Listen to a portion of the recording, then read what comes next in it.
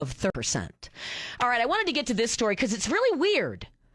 I'll start by reading a statement by Eric Meadows.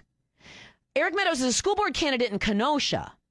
He writes, after he was told that he's going to be removed from his seat, he writes this: "I'm shocked and disappointed in the reaction to KUSD's effort to force me out of my role as an elected school board member. In both June of 2021 and November of 2021, nearly 2 years ago, KUSD made errors in public notices that have resulted in the situation we are facing today. Due to multiple human errors, the results of an important election are being changed long after the fact. The electors of the Kenosha Unified School District should be concerned that no due process has taken place to arrive at the prescribed solution they published to correct their own egregious actions that led to this challenging situation.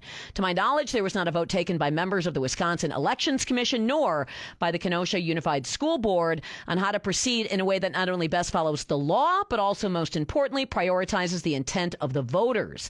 I am simply being asked to yield to the opinion of the school district's attorney and was denied the right to legal representation of my own prior to the publication of KUSD's plan of action." Kevin Mathewson, Kenosha County Eye, first alerted everyone to this story. The Meadows press release was a little bit later than that. Kevin joins me on the phone to tell me what the heck is going on and how is it possible that a very popular member of the Kenosha Unified School Board is being told, get lost, and he's going to be replaced with an appointment, as I understand from your article. That's correct, Vicki. Good afternoon. Good to have you on the program. So how did this all go down? What's the backstory on this? Because it certainly on its face seems like a rigged game against Mr. Meadows. Absolutely, and it's important for your listeners to know that this is not just any school board member. This is one of the most active and vocal members, and he's a conservative, pro-parent, parents' rights a member of the board. He wanted to get rid of the stupid masks that our kids are forced to wear. He wants parents to have a say in their kids' education, and this is in a predominantly liberal community. And he got on the board because parents trusted him with making decisions. And people like me, I voted for Eric Meadows, and right on the ballot it says you are voting for a 3-year term. I checked the box in front of his name, and when I heard that he's going to be removed with a signature, it really, really concerned me. And I'm told that the Wisconsin Election Commission is involved in this. I asked them, hey, what's going on? And they said, well, we haven't received a complaint about this yet. So I said, well, what does that mean? You have the Wisconsin Election Commission that has a role in this. You have the Kenosha Unified School Board District bureaucrats that have a hand in this, and what you're going to see happen later this month is they're going to take a vote to remove one of their own members who's in good standing and hasn't done anything wrong. Okay, so and let me answer this question. So Eric Meadows didn't fail to get enough signatures to qualify for the ballot. He wasn't engaged in some kind of campaign finance violation. He did everything he was supposed to do, right? Absolutely. He did everything he was supposed to do. And let's not let these press releases from the district confuse everybody. This is a deliberate attempt to undo the results of an election because the people in charge didn't like what the voters decided last year. That's exactly what's going on here. Okay. So he got 10,000 votes. According to your article, he got over 10,000 votes in Kenosha. That's a lot for a school board candidate. He didn't do anything wrong. So what are they claiming? Are they claiming we didn't put out, enough a notice in enough time, or is this a bureaucratic mistake somebody else made? And now they're claiming that Meadows has to pay for that? Well, that's what they're claiming. But the truth of the matter is the board secretary, whose name is Tony Garcia, is running this April. And he was the one responsible at the time for noticing these elections. So at the end of the day, it was Mr. Garcia's fault that it was noticed incorrectly. And now suspiciously, he's running for this seat that, of course, Eric would have ran for if he knew he had to. But in his mind, his certificate election says you're in office until April of 2025. And so this was really a mistake made by an elected official. but I think there's an attempt to kind of cloudy the situation and make it look like, just a bureaucrat made a simple mistake, nothing to see here. But I think it's going to end up in court, and I think that's where it needs to be. I don't think we need non-elected people deciding who gets thrown off the board, which elections count and which don't. It's just a lot of outraged people here in Kenosha. I want to be clear here. Who makes the decision ultimately? Who's going to vote to throw Eric Meadows off the board? Is that the Kenosha School Board? Is that some yes, group? Ma'am. Okay, so the Kenosha School Board.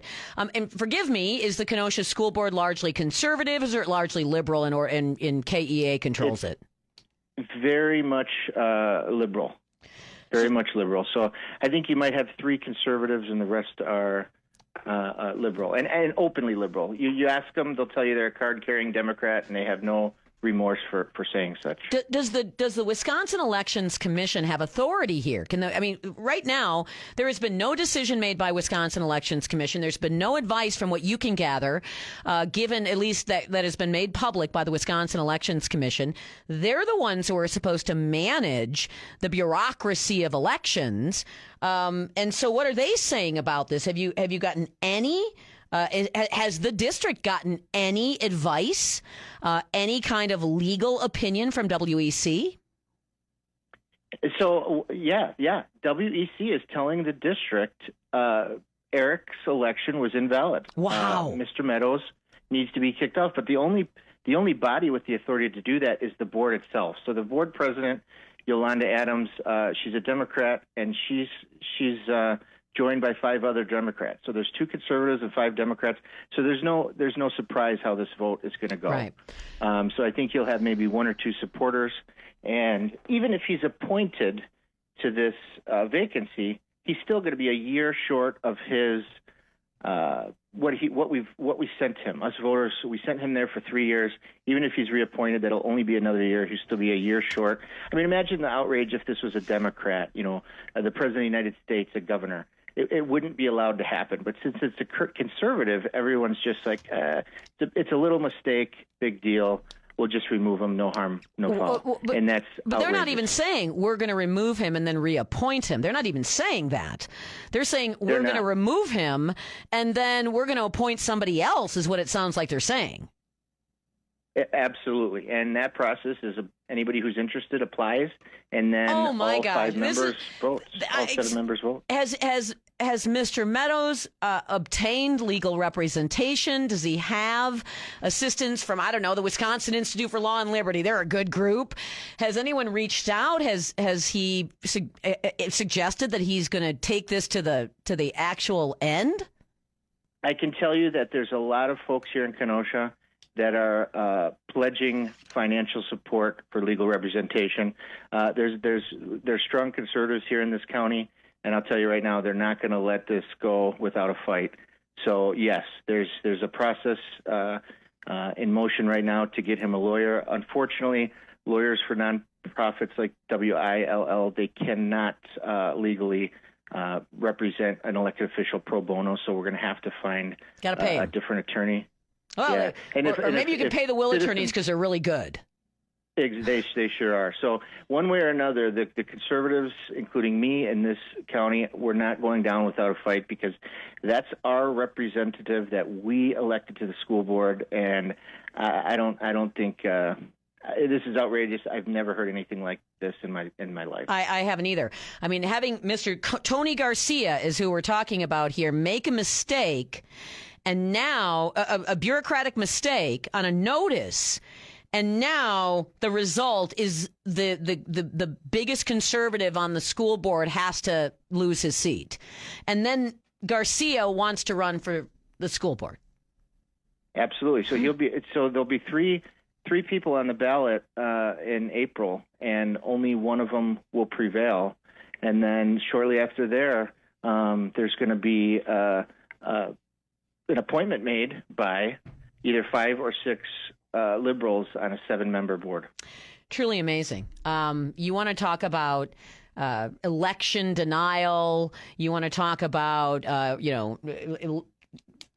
overturning elections as the Democrats bang the table. How come this isn't top of the state to the bottom of the state news? How come the best reporting on this is done by Kenosha County Eye? How come, even national news hasn't taken a look at this scam and this scheme? I don't know, Kevin, but you did a marvelous job on this story. I appreciate that. Thank you. Kenosha County Eye, KenoshaCountyEye.com is where you're going to find more on this. Kevin Mathewson, thank you for this. And I'm glad. Thank you. Enjoy your weekend, Vicki. You as well. I thank all the listeners who emailed me, who said, have you seen this?